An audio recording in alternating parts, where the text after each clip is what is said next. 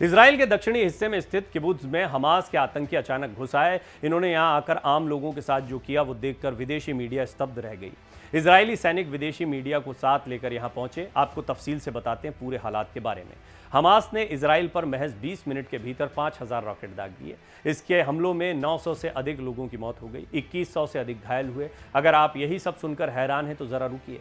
Hamas ने इसके बाद जो किया उसे सुनने के लिए मजबूत दिल होना जरूरी है। आतंकियों ने इजराइल के दक्षिणी हिस्से में स्थित कफर अजा किबुत्ज में जो किया उसे देखकर लोगों की आत्मा कांप उठी।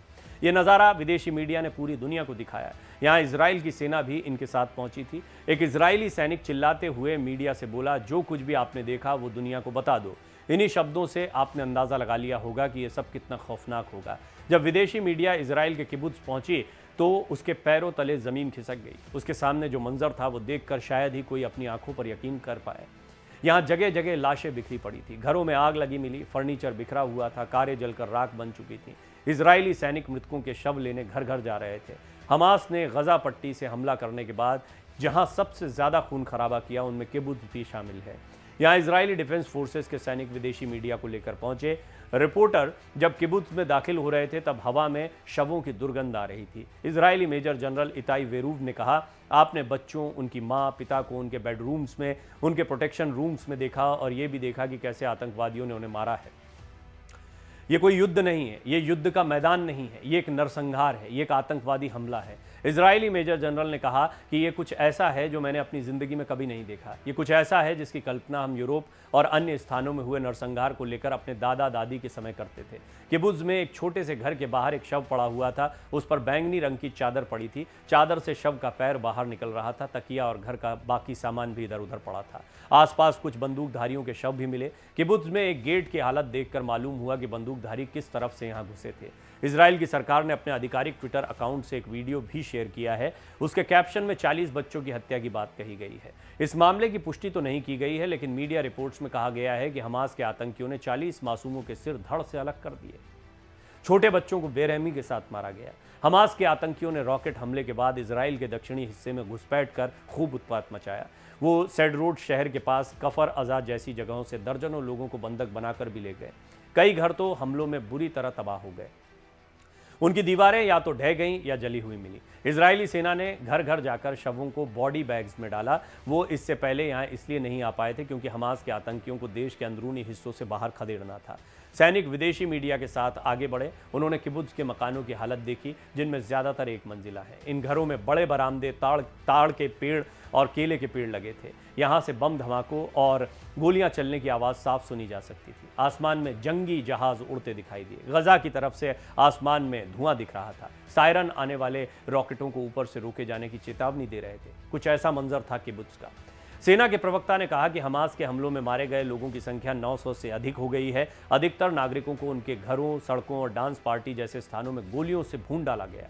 इस हमले के आगे अमेरिका पर हुआ 9/11 हमला भी बहुत छोटा दिख रहा है। इसे इजराइल पर किया गया 50 साल का सबसे बड़ा हमला बताया जा रहा है। जिन लोगों को हमास ने बंधक बनाया है उनके साथ भी बर्बरता हो रही है। आतंकी अपने साथ अधिकतर महिलाओं, बच्चों और बुजुर्गों को ले गए हैं।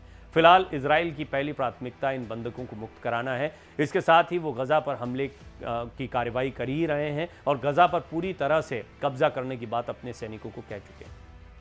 कुछ सवाल आपके जहन में आ रहे होंगे कि यहाँ पर विदेशी मीडिया को क्यों ले जाया गया।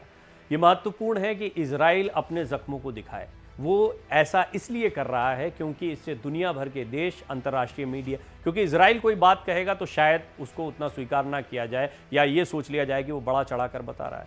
विदेशी मीडिया के माध्यम से दुनिया की सारी ताकतों को इजराइल ये संदेश देना चाहता है कि हमास ने हमारे साथ क्या किया है और इसका जवाब देने के लिए हमें पूरी आज़ादी है।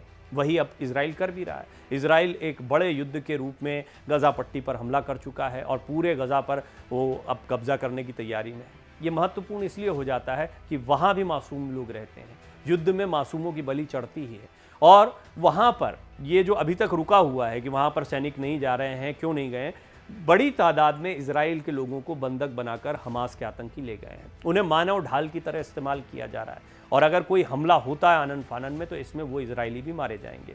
इजराइल उन लोगों को सुरक्षित निकालना चाहता है, ये पहली चुनौती है। दूसरी बड़ी बात यह है कि अंतर्राष्ट्रीय दबाव भी आएगा, मानवाधिकारों की बात होने लगेगी। इससे पहले ही इजराइल ने तस्वीरें दिखा दी और स्पष्ट कर दिया है कि मानवाधिकारों की कैसी धज्जियां उड़ी हैं, ये देख लीजिए, क्योंकि ये युद्ध नहीं है, ये एक नरसंहार है।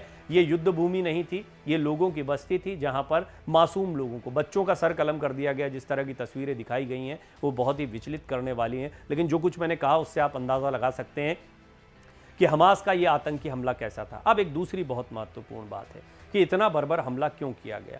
हमास इजराइल की सेना से तो युद्ध नहीं लड़ सकता, ये बात बहुत स्पष्ट है। हालांकि वो कई रॉकेट दागते रहे हैं, आयरन डोम उन रॉकेट्स को डिफ्यूज भी करता रहा है। इसके बावजूद हमास ने इस तरह का जो हमला किया है अचानक से, उसके लिए बाकायदा दिन चुना गया, एक प्रॉपर ट्रेनिंग थी।